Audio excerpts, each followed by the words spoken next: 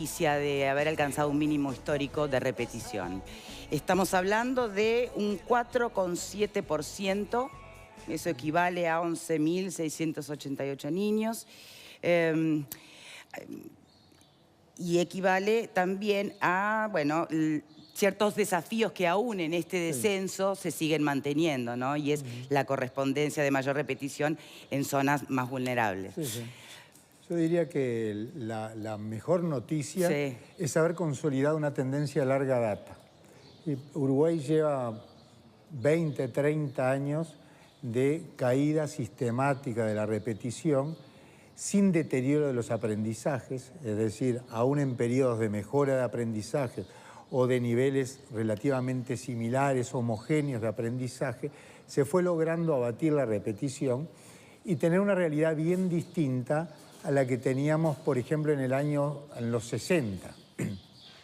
Cuando tanto se habla de la educación de otrora como una educación cargada de virtudes, tenemos que recordar que la CIDE decía que en el año 63 terminaba primaria 6 de cada 10. Es decir, una educación tan selectiva que el 40% no llegaba a sexto, o por lo menos no salía de sexto. Y la repetición alcanzaba uno de cada 4 repetía. Es decir, teníamos un 25% de repetición. Desde el año 60 hasta ahora, bueno, hay una serie de medidas, de propuestas, de iniciativas y sobre todo la internalización, porque hay mucha investigación pedagógica y mucha convicción por parte de equipos docentes que la repetición puede ser un recurso en última instancia, pero que lo importante no es en diciembre evaluar con una alternativa dual o aprueba o reprueba, cuando ya en diciembre hay poco para hacer, sino que lo importante es a lo largo de todo el año lectivo establecer apoyos oportunos, pertinentes, que acompañen a ese niño a superar dificultades que obviamente las tiene, pueden surgir en una materia, puede ser un problema en la lectura, en la escritura, en la matemática. O sea, atender la heterogeneidad de la capacidad de aprendizaje de cada niño. Sí, y poder acompañar en ese momento, ¿verdad? Los maestros de apoyo, que es un recurso, yo diría, de hace muchos años atrás. Los maestros comunitarios, que es una innovación a partir del año 2005. El maestro más maestro, un segundo maestro que a partir del año 2008 interviene en el grupo en aquellos contextos más complejos o en situaciones educativas más complejas. Una educación inicial fortalecida que alcance desde los 3 años y que permita oficiar como una salvaguarda temprana que evite el fracaso, sobre todo en primer año. Es decir, yo diría que hay una serie de medidas, algunas de carácter institucional. La CIDE nos recordaba que había grupos de más de 50 niños en la década del 60. Hoy el promedio en la escuela pública es de 23. Una asignación presupuestal que ha mejorado, una formación de los maestros de cómo mejorar la enseñanza que llevó a que en el año 2016 5.000 colegas hicieran cursos los días sábados y a la mejora de la enseñanza, mejora del aprendizaje. Entonces me parece que estamos construyendo, yo digo construyendo como país, una trayectoria educativa más rápida, más ágil, con aprendizajes que no se han visto afectados y que permiten un egreso oportuno, es decir, sobre los 11 años egresa la enorme mayoría de los niños. Bien, ahora, lo del aprendizaje que no se ha visto afectado o cuya exigencia no se ha bajado para lograr un mayor porcentaje de aprobados, ¿es ese dato qué tiene o qué pruebas tiene? Porque también hemos escuchado muchas veces desde secundaria la queja de que, bueno, entran a secundaria con faltas importantes, ¿no? O carencias de aprendizaje importantes. Entonces, ¿quién mide ese criterio o nivel de aprendizaje requerido? Sí, yo diría hasta el año 96 no había ninguna prueba estandarizada. A partir del año 96 sí hay evaluaciones sistemáticas, algunas a nivel nacional, otras son internacionales, son de la UNESCO. Yo me voy a referir a la evaluación 2006-2013 de UNESCO, que ubican a Uruguay junto a Chile, un poquito por debajo de Chile, y a Costa Rica, como los 3 países de mejor desempeño del año 2006 al año 2013 los resultados no variaron. En primaria, siempre En primarias. Sí.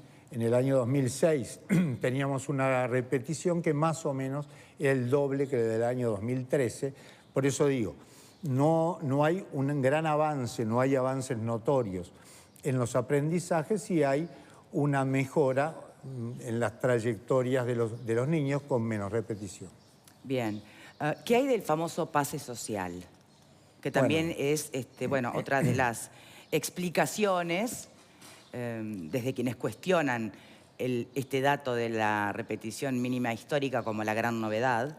Apelan al pase social, apelan a la convicción o justamente la intención de tratar de aprobar la mayor cantidad de alumnos posibles como forma también de neutralizar las posibles diferencias a nivel incluso hasta social de los estudiantes. Sí, yo diría que no hay ninguna decisión de primaria, no hay ninguna resolución, no hay ninguna circular de primaria que coaccione la capacidad de decisión de los equipos docentes.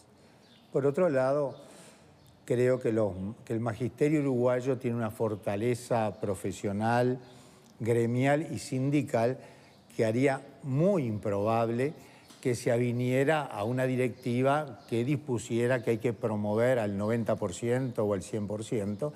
Yo no creo en un magisterio domesticado ni dócil frente a orientaciones que afectaran la profesionalidad. Entonces, no me parece que esa sea una explicación. Sí creo que hay una convicción de cuál es la forma de acompañar a los alumnos y en qué momento es oportuno determinar una repetición. Yo creo que la repetición es un recurso en última instancia en situaciones realmente que lo límites. Pero esto ya sucedió, ¿no? En el año 99, de alguna manera no existió la obligación ni de, la circular ni de 441. Exactamente, en el cual, de alguna forma se exhortó, se informaba a las inspecciones, para que en primer año no se dieran esas repeticiones. Y en general los sindicatos jugaron con la idea de que, eso servía para que los números dieran, para que la plata del BID llegara, digamos. Sí, sí. Vamos a sacar eso de lado, ¿no? De alguna forma hay una política sistemática en el 99 de decir, tal vez que en primero no deban repetir, y hay una escuela detrás, hay bibliotecas detrás de por qué en primero no deban repetir. Y lo del pase social a mí me deja pensando mucho. Yo soy profesor y trabajo en secundaria. Hace mucho tiempo que no doy primero, pero sí di primero durante mucho tiempo. Y uno recibía alumnos de 15 años que pasaban de la escuela y a nosotros nos decían las adscriptas, es un pase social. ¿Pero estaba escrito en algún lado eso? En realidad te informaban, es un pase social. Tiene 15 años, la edad ya no es la que debe tener para estar en sexto de escuela. ¿Qué hay de verdad de los pases sociales? Bueno, a ver, yo insisto que no hay ninguna resolución, ¿verdad? Creo que tenemos otra discusión, es un nivel educativo obligatorio. Es decir, que el Estado se impone y dispone que todos los niños y jóvenes hagan una recorrida por todo el sistema educativo. Tiene que tener formas para hacer eso viable y eso posible. Yo creo que un mecanismo que se utiliza es este acompañamiento. Por eso está la educación especial, por eso están los maestros de apoyo, por eso están los maestros que procuran acompañar este proceso. Y puede haber momentos, y yo creo que las políticas de inclusión tienen que encontrar la personalización de la enseñanza, porque si no, no es inclusión, es amontonamiento.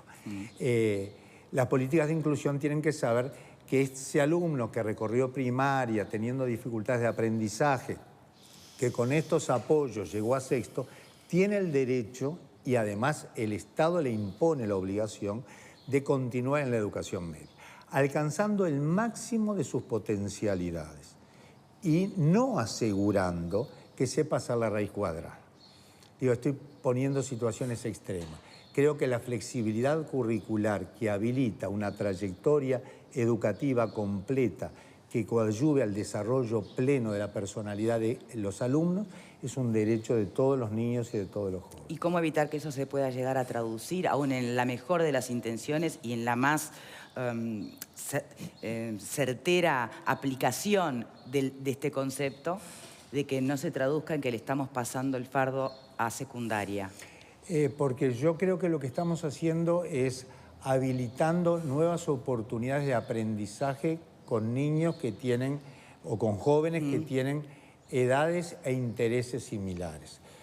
Yo propondría que pensáramos en el escenario opuesto. ¿Qué pasaría con un joven que tiene, por ejemplo, una discalculia o un problema de dislexia? El joven o niño no avanzaría en su escolaridad. Imaginamos una sociedad donde una dificultad específica de aprendizaje se transforme bajo la excusa de ser exigentes en la evaluación, en un peaje inamovible. Está clarísimo. El tema es, entonces, ¿hay consenso en qué se evalúa?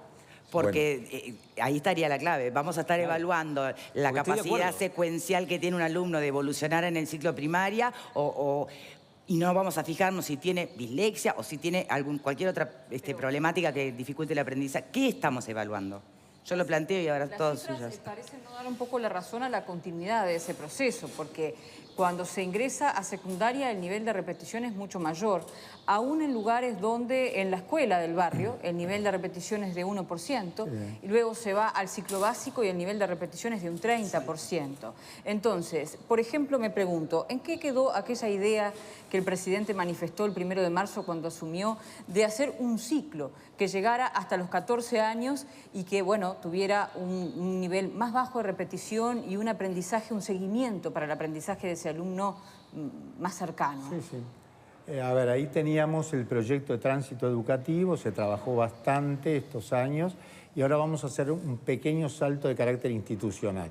Va a haber algunas experiencias pilotos, seguramente 10, 12 a partir de marzo, en Montevideo y en el interior, de pequeños liceos anexos, los llamamos anexos, pero en realidad son instituciones con perfil propio y que dependen de secundario, del AUTU, próximos a una escuela en general de tiempo completo para hacer esta experiencia de ciclo, con proyectos compartidos elaborados por los maestros y por los profesores y que permita saldar esa diferencia, ese salto que hablaba Julio Castro, que en realidad el problema no es el niño individualmente, el joven, es que tenemos un sistema donde la continuidad se dificulta por una larga tradición, una educación media más pensada en la universidad, una educación primaria más basada en competencias básicas, y ese salto hemos tenido dificultades, yo diría, desde hace 60 o 70 años en salvar. Claro, falta un encastre de alguna manera, ¿no? Porque hay, digamos, dos tipos de educación. Por un lado, una educación personalizada, si la llevamos al 100% es absolutamente irrealizable, pero hay países que lo han logrado. Yo creo que la escuela va en ese camino, ¿no? El tema de lo personalizado. Y el liceo es una máquina de hacer chorizo, ¿no? O sea, básicamente el liceo uruguayo es un liceo pensado en el año 50 y formación docente es una formación docente para formar gurises del año 50, ¿no? Entonces, estamos en otra realidad. Y la escuela creo que se está moldando a esa realidad, pero el liceo no. Entonces falta el encastre, justamente. ¿Qué opinan desde tribuna? Comentarios, a ver. Sí, Álvaro, perdón, ahora contigo, Agustín. Señor Florit, buenas tardes. Déjeme contarle, yo soy un militante político activo, camino todos los días, ando por muchos lugares, hablamos con muchas personas y también hablamos con muchos maestros. Los maestros a nosotros nos dicen que sí hay una presión de las autoridades a la hora de medir la repetición. Los que están en la línea entre repetir y no repetir, pásenlos todos. Después también los maestros sienten una presión de los padres, porque tienen un alumno que está ahí, repite o no repite. Y todos los días vemos que los padres vienen, increpan a los maestros, los insultan. Hemos tenido situaciones de violencia. Y los maestros también se sacan el problema de arriba. Entonces, pasen. Yo lo que creo es que el gobierno tiene una gran necesidad de mostrar una mejora en los temas de educación y por eso hoy lo vemos a usted mostrando esta mejora que, permítame decirle, yo no la creo mucho. Bueno, fue planteado con respeto. Totalmente. Yo creo que haríamos un gran favor a la educación si pudiéramos debatirla sin réditos ni costos político-partidarios.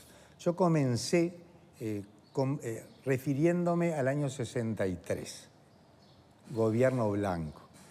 Hablé de la CIDE que presidía Iglesias y hablé de 40 años blancos, colorados, frentistas, de caída de la repetición. Yo creo que uno de los problemas que tenemos en el Uruguay es que estamos debatiendo la política educativa demasiado cerca de los réditos y de los costos políticos y demasiado lejos de las urgencias educativas. Yo quisiera proponerme y proponerle a la tribuna, es decir, ¿qué cambios haríamos en la escuela primaria que no estemos haciendo? No digo nosotros, este consejo, me refiero al anterior, me refiero al anterior, me refiero a hace 20 años atrás. Porque yo lo que escucho es tiempo completo, más tiempo completo, es decir, lo que estamos haciendo, más. O más preescolarización, lo que se está haciendo, más. Claro, de lo que se está haciendo más, ahí está, porque Sí. tengo entendido que en los ejemplos de las escuelas de tiempo completo la repetición baja bastante. Sí, sí, es 2/3 de la misma escuela, el mismo quintil de tiempo simple. Exacto. Y en la escuela de tiempo extendido es también cerca del 60% de una escuela de similar situación, contexto social, de 4 horas, lo cual yo diría habla bien de lo que pasa dentro de las instituciones educativas. Si se permanece más en el intercambio con los niños, con los maestros, con los profesores, se aprende más. Y eso que la clase media lo sabe desde hace mucho tiempo, porque tenían profesores particulares, o teníamos, una academia, o un espacio para aprender computación, o un club deportivo. Hoy la escuela pública lo da en un ámbito institucional y eso es también educación integral y educación que yo creo que es una buena iniciativa. Florín, yo estoy muy de acuerdo con lo que usted dice en cuanto a que la educación no puede convertirse en un campo de batalla partidario. Me parece que nos hace mal a todos y además nos genera ese problema de la refundación permanente. Cambia el gobierno y hay que refundar todo, hay que tirar todo lo bueno que hizo el anterior y empezar de nuevo, lo cual es tremendamente negativo.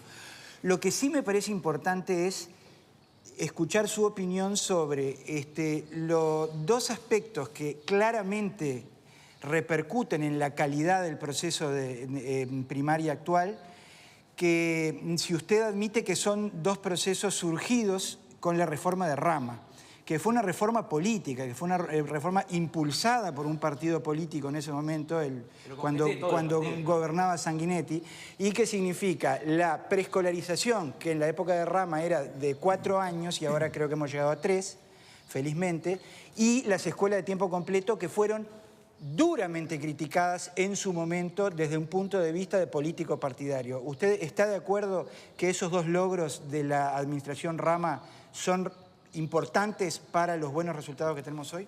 Yo creo que son dos conquistas muy importantes, enormemente importantes. Corrijo el origen. El origen no es el profesor Rama y la educación inicial con Enriqueta Conte y Riquet, y el primer jardín de infantes de América Latina es del siglo no pasado, del anterior. Eso está claro. Me refiero a la universalización de la educación para los niños de 4 años. ¿Eso no surge con Rama? La educación de 4 años tiene una fuerte expansión con el profesor Rama. Es una medida que fue compartida por la Federación Uruguaya de Magisterio. Yo era el presidente del sindicato. Fue acompañada, yo creo que por todos los sectores políticos, y yo tengo un gran respeto por el profesor Rama. Lo digo sin ningún tipo de ambigüedad. Tiempo completo surge también con el nombre de jornada completa en el informe de la CIDE. Es decir, el profesor Rama retoma del informe de la CIDE los elementos más característicos y el tiempo completo lo reivindica el Congreso del Pueblo de la CNT del año 66. Es decir, creo que en educación, cuando tenemos la valentía de sacarnos el cintillo, por lo menos en primaria, tenemos acuerdos mucho más importantes de lo que los ruidos a veces parecerían sugerir. Bien, a ver, ¿alguna otra pregunta? Sí, Jimena. Sí, un poco una primera acotación que estoy muy de acuerdo que secundaria es una máquina de hacer chorizos y secundaria es una máquina de hacer chorizos de facultad directamente es picadora de carne porque ni siquiera nos molestamos en hacer los chorizos. Es real que tenemos un paradigma que está un poco caduco es real que tenemos profesores que nos forman para la década del 50 y que vivimos encastrados en el paradigma de Florencio Sánchez de mi hijo el doctor. Todos queremos que nuestros hijos vayan a la facultad y que estudien carreras tradicionales, y lamentablemente desde primarias nos enfocan a ese lado cuando en realidad la realidad de los niños es diferente. Mi padre es disléxico, y lo digo a título personal en este caso, y mi padre cuando iba a la escuela primaria era burro, hoy es disléxico. O sea, por suerte pudo tener un apoyo escolar para sacarlo de primaria, pero si no hubiese tenido ese apoyo, probablemente no hubiese superado primaria. Lo mismo tenemos los niños con déficit atencional. Hoy tenemos un montón de trastornos que los conocemos, los corregimos y los atendemos, que en la década del 60, bueno, pasaban a ser el engrosamiento del porcentaje de repetición natural de la época. Con respecto a eso, mi pregunta es, ¿cuál es hoy en día, en el siglo XXI, el valor pedagógico de la herramienta de la repetición? Yo prefiero, en realidad, yo soy abogada y aspiro a una cátedra en Facultad de Derecho. Tengo alumnos de Facultad de Derecho que no saben escribir, que no saben leer y que no pueden comprender una pregunta, o sea, que no tienen comprensión lectora. Que si ya estás en cuarto año de universidad de Facultad de Derecho, eso es un problema gravísimo, no grave. ¿Hasta ahí? Y llegó hasta ahí. ¿Cómo llegó hasta ahí? Es un problema de una cadena larguísima. Entonces, si llegaste a cuarto año de Facultad de Derecho y no podés comprender una pregunta, porque ni siquiera es que no sepas cómo contestar, no entendiste qué te estoy preguntando, es una pregunta que no tiene una formulación compleja. Y nos pasa mucho con los casos. ¿Cuál es la herramienta pedagógica? O sea, ¿en qué nos sirve que repitan? ¿Y en qué nos sirve cambiar el paradigma? Por ejemplo, prefiero toda la vida a un chiquilín que sepa programar y que sepa muchos idiomas para el siglo XXI, que capaz que se repita de memoria la historia universal que está en Wikipedia. Sí, yo básicamente comparto el razonamiento de tu razonamiento, ¿verdad? Me parece que estamos en un cambio de siglo que impone un cambio de paradigma en la educación, y seguramente hoy, para la inserción en el mundo, es mucho más útil un chico que sabe informática, computación e inglés, que, vuelvo al ejemplo de la raíz cuadrada o una división entre 3 cifras. ¿Es bueno que sepa todo? Sí. ¿Queda mucho para mejorar en la calidad de la educación? Sí. Pero no nos confundamos. Hoy es imperioso tener una educación integral, donde la educación física, el deporte, la recreación, donde la informática, la computación, la robótica, donde las segundas lenguas y el arte tienen que ser 4 dimensiones que hay que trabajarlas. Entonces, el problema es, en 4 horas, que son 3 horas y media sin recreo, ¿entra todo? ¿Se puede hacer todo? Y además tener excelencia en la lectura, en la escritura, en las ciencias sociales. Tenemos que tener el coraje de avanzar hacia escuelas de tiempo completo, de tiempo extendido, integrales e inclusivas. Porque tampoco vale que nos vaya muy bien con algunos y dejemos otros papás, estos del siglo XXI, por el camino. Entonces, el desafío es este. ¿Podemos construir esa educación con todos, también el disléxico? Bueno, este es el camino que creo que estamos intentando en primaria. Yo me siento muy partícipe y muy responsable de algunas de estas cosas, muchas que empezaron con el profesor Rama, muchas que empezaron antes y otras que empezaron después. El maestro comunitario empezó en el 2005 y para mí es un orgullo integrar el equipo que promovió este tipo de innovación. Bien, tenemos que hacer una pausa, pero esto que planteaba Jimena y las respuestas de Florit remiten también entonces a lo que conversamos al principio y que no llegamos a conclusiones. Los maestros hoy, que son quienes de alguna manera van a tomar la decisión de aprobar o reprobar un alumno, ¿saben qué es lo que tienen que evaluar? Sí, ahí hacemos una pausa y ya regresamos. Y también, para tocar a la vuelta, si hay tiempo, un artículo muy interesante en elmundo.es que habla de que los padres somos los sindicalistas de los hijos y que el maestro está muy solo. Me parece que es un camino interesante también para recorrer. Hacemos una pausa y ya venimos. Será mejor que aprenda